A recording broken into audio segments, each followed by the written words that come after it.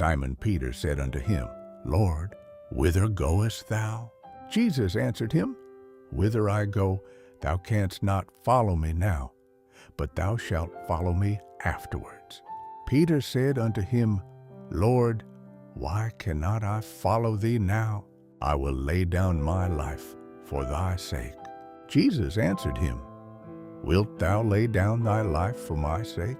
Verily, verily, I say unto thee, the cock shall not crow till thou hast denied me thrice.